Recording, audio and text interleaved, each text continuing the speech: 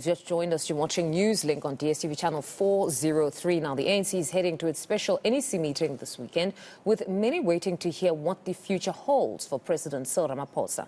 He's reportedly weighing his options after a Section 89 panel concluded that he may have a case to answer following the theft at his Phala Phala game farm 2 years ago. Now, let's discuss this next step for the ANC as well as Parliament. We're joined by political analyst Oscar Van Heerden. Mr. Van Heerden, good morning and thank you very much for your time. The country is honestly on tenterhooks right now, with reports this morning suggesting that the president had indeed contemplated resigning, but that his allies have been convincing him to stay, committing to fight with him. What do you make of all of this? Yes, Nomfunda, it's a very interesting times, of course, politically. It is true that there was rumors that the president was going to address the nation, and we all assumed that he's going to take the bold decision to resign. But then that meeting was subsequently cancelled. We're still waiting with bated breath.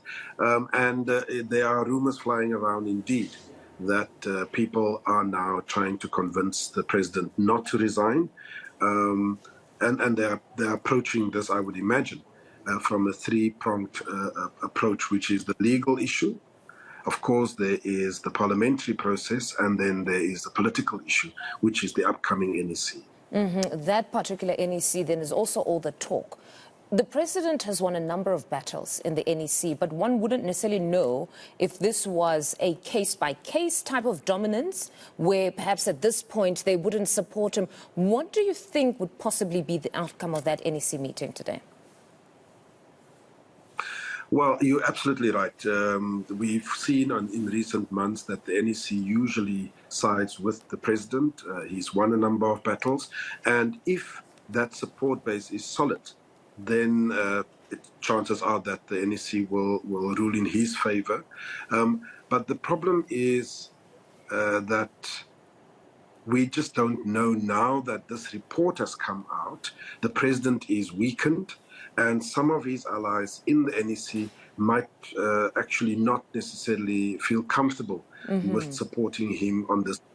Which is the real question, that in as much as we've seen that he seems to be dominant, or his allies or faction is dominant at the NEC for now with so many wins, but this particular report, how damaging is it?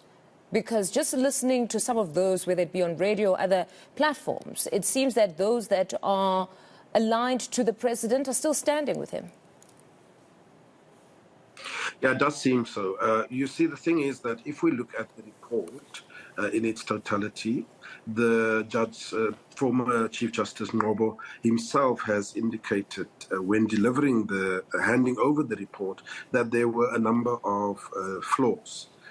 Flaws such as he would have wanted more time, he would have wanted to interact with more witnesses, and he certainly would have wanted more evidence, all of which was lacking. And yet they still came to a particular determination. Now, just on those grounds alone, I'm pretty sure that the president and his team is going to subject the report and its findings to a judicial review, probably an urgent application.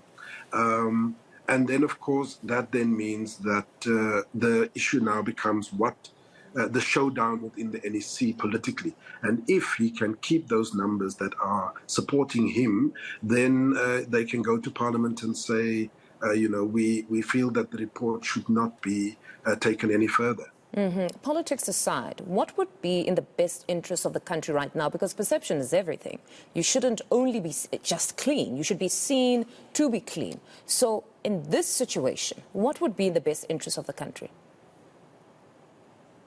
Well, if we look at the recent history of the ANC, in terms of the presidency, in terms of Jacob Zuma, and the 9 wasted years of state capture and corruption, we've seen some very positive things under Cyril Ramaphosa since he came in.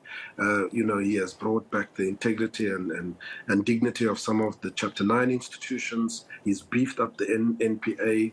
He's done a number of things right.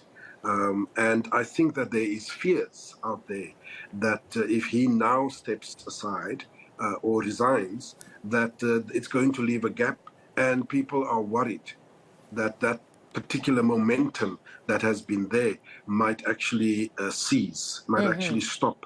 And so there's genuine concerns about Ramaphosa leaving. So meaning many people are not willing to meaningfully interrogate the report because of the situation of who might be a successor. Is that what you're saying?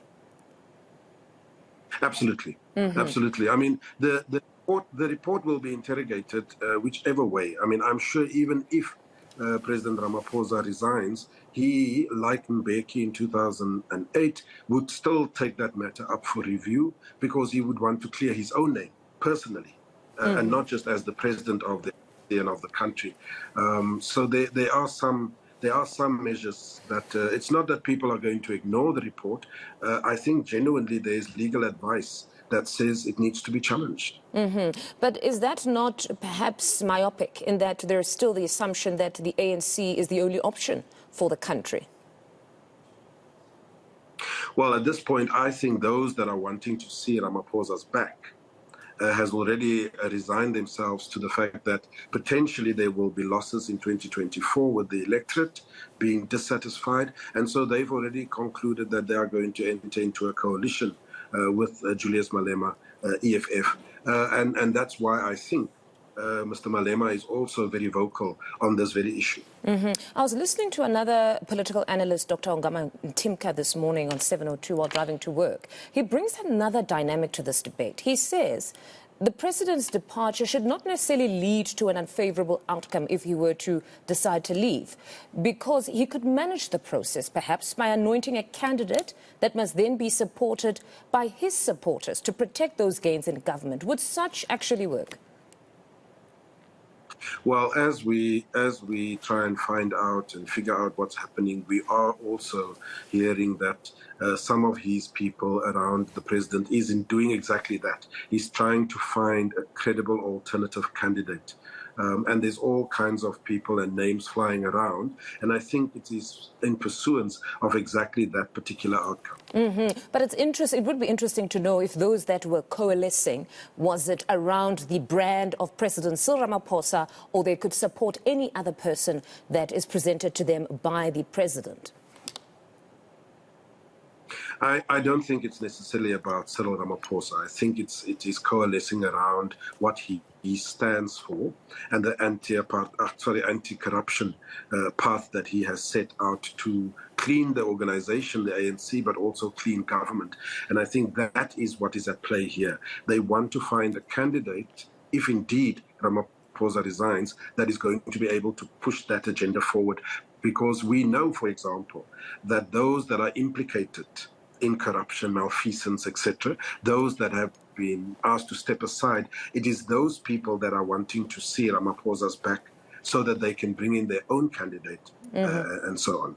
I'll put you on the spot. Who would you think, if the president was still contemplating resigning, who would you think would be a suitable candidate if he were to be the one that presents one to his supporters? Well, I mean, I don't know. You know, I can say perhaps that it would be very unlikely that Kgalema Motlanthe would come back to fill that position. I don't think he's going to agree to that. I hear names such as Joel Natitenje that is being approached to sit in and so on. And of course, we also don't, we can't, in terms of the constitution, discard the fact that there is a deputy president. We might not like the deputy president, but Mabuza is also saying, don't forget that I'm still here. So, you know, it's all very much up in the air as to who would be a possible replacement. It was certainly an interesting weekend ahead. Mr. Van Heerden, thank you very much for your time.